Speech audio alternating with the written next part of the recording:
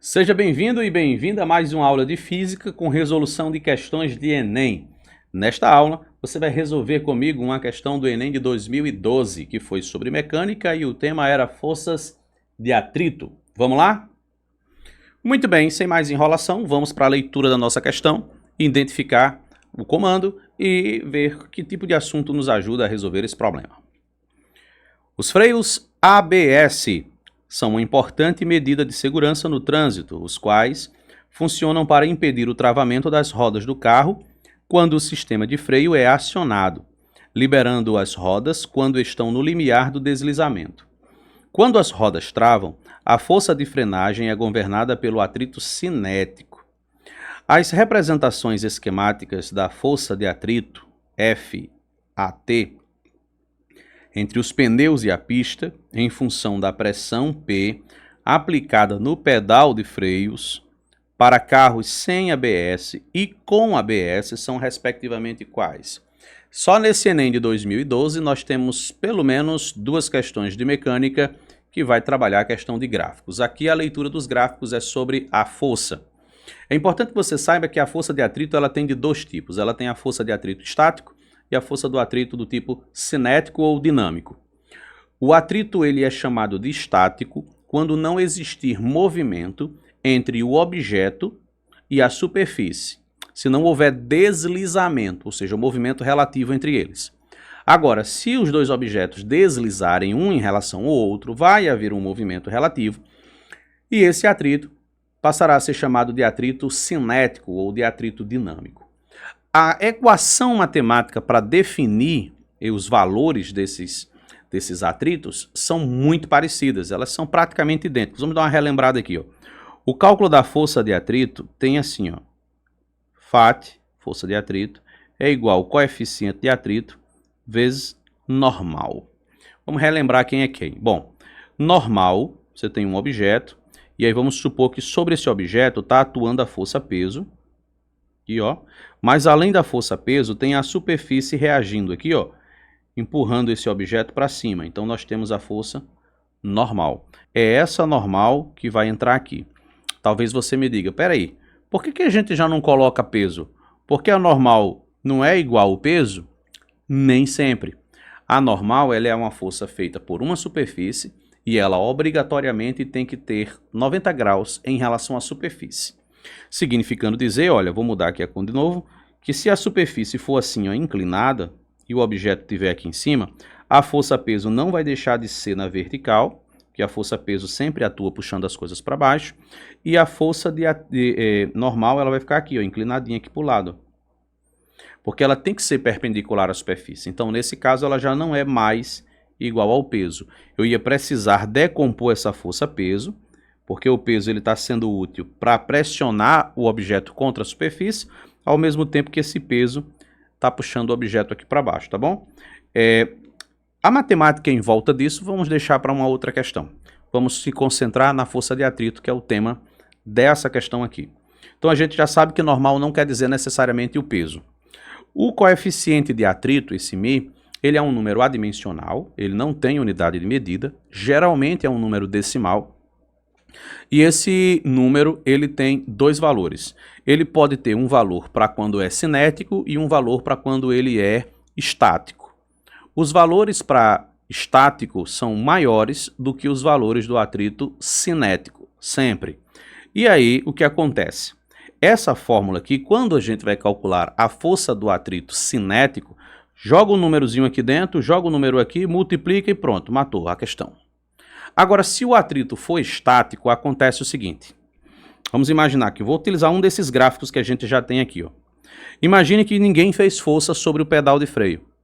Então, se ninguém fez força, então não há atrito, não há força de atrito. O pneu está girando livremente.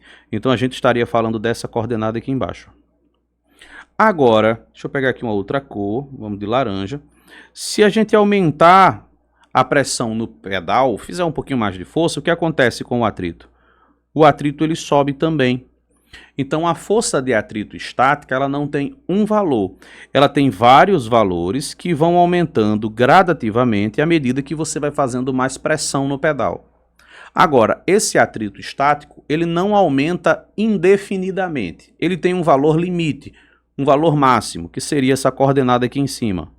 Então isso aqui, ó, representa o valor do atrito máximo que se chega com o atrito estático. Depois que se chega nesse valor, a roda de um carro, por exemplo, ela iria travar e começar a derrapar sobre o chão.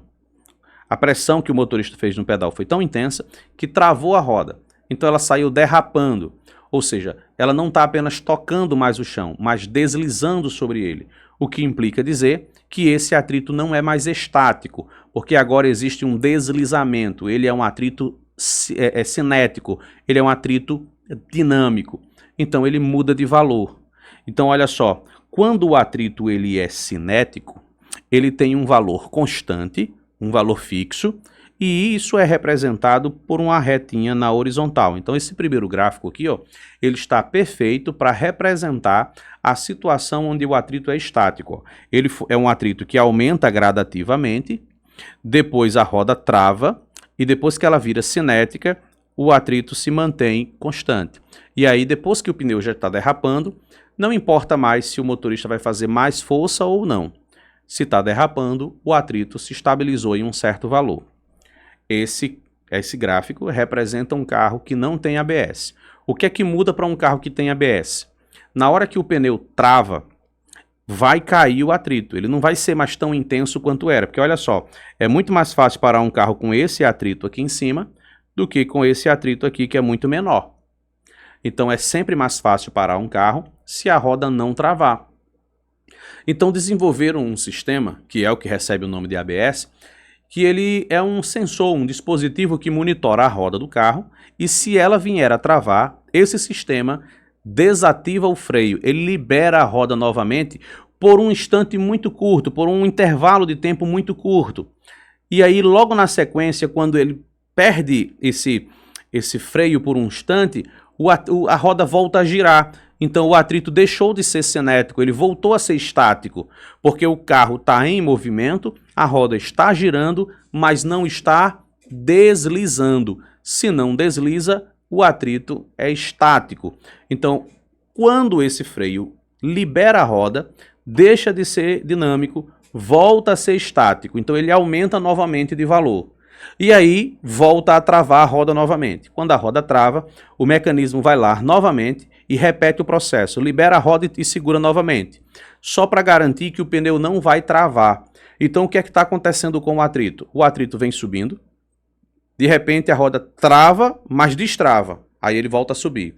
Aí trava e destrava, trava e destrava. A figura que está representando isso é justamente a outra figura da alternativa A. Aqui está representando o atrito que é estático, até o seu valor máximo, depois ele cai, mas já volta a ser liberada novamente a roda e o atrito volta a ser um atrito estático novamente. Aí cai novamente e assim vai. Então isso fica num processo repetitivo, com uma frequência muito grande. Então não é assim, vai e volta, é ele já foi e voltou aí umas 10, 15, 20 vezes, entendeu? Então esse é o mecanismo do freio ABS, ele é altamente mais seguro. Então se a roda não travar, se a roda não derrapar, o carro vai ser muito mais fácil de ser parado.